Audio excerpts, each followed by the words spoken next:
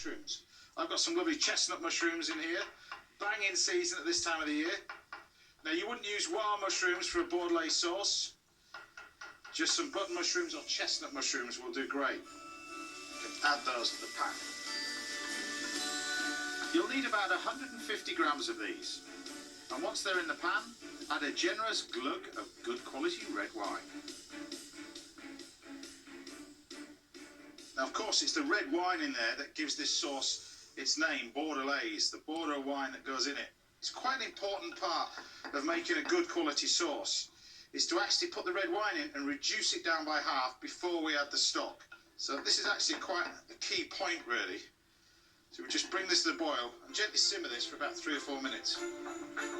As soon as it's thickened, add half a litre of beef stock, then simmer on a high heat until the sauce is reduced by half again.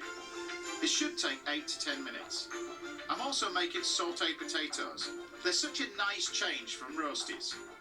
Start by dicing some spuds and fry them in lots of butter.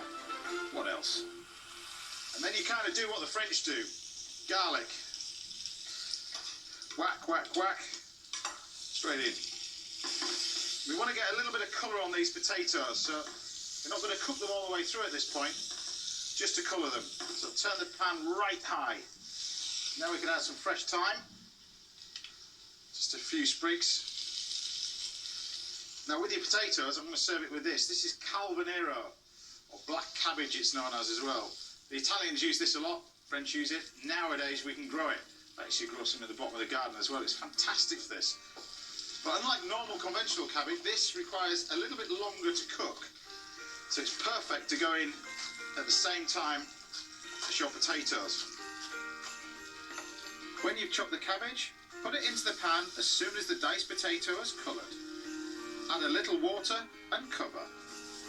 You've probably got a lid at home, but I can never find mine, so I'm using tin foil.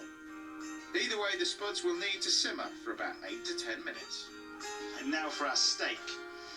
This is some beautiful sirloin, which is perfect for this dish. A piece of meat like this, it's always nice to have a decent sort of chunk, I always think. Some salt, and some black pepper. Rub it over with just a little bit of veg oil over the top. And then I've got a hot griddle on here. Basically, we're just going to sear it on the hot griddle for about 3 to 4 minutes on each side.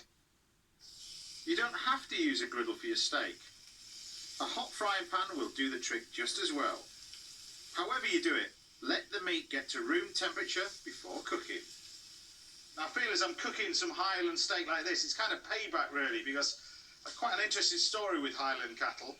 I was filming for the BBC up in Scotland, and one of the cameramen, typically, startled this massive great Highland cattle, to which it flew around and its horn basically caught me right in the centre of my chest and it started ran off. It was pretty scary, to be honest. Thankfully I lived to tell the tale, but I don't know if the cow's still around. Anyway, cooking these steaks couldn't be easier. Just give them 3 to 4 minutes on each side, all the time keeping an eye on the sautéed potatoes. When you start to hear them fry again in the pan, they just lift off the tin foil. You can just check to see where they're ready, but you can see all that nice black cabbage is cooked. The potatoes are nice and soft. So all we can do now is just season that.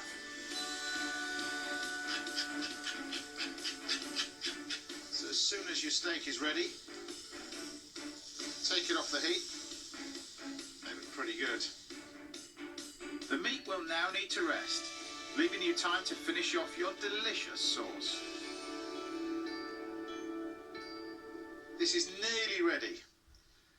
And you know that as it starts to boil, you end up with loads of bubbles. As it starts to thicken up, the bubbles start to decrease, which this is in here. So at this point, take it off the heat, have a little taste. It's about ready, I think, that one. We can then get our chopped parsley.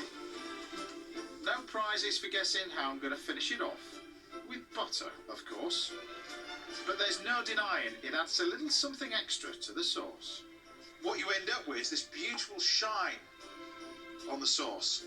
Gives it a lovely glaze. It's pretty good. Season this up with some salt and some black pepper. and then we can put this on the plate.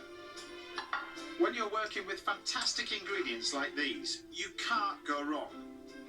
And if you're at home relaxing, a nice glass of red works a treat with this. This dish really epitomises what I love about this time of the year. It's warming, it's comforting, but also it's classic cooking. My ultimate lunch.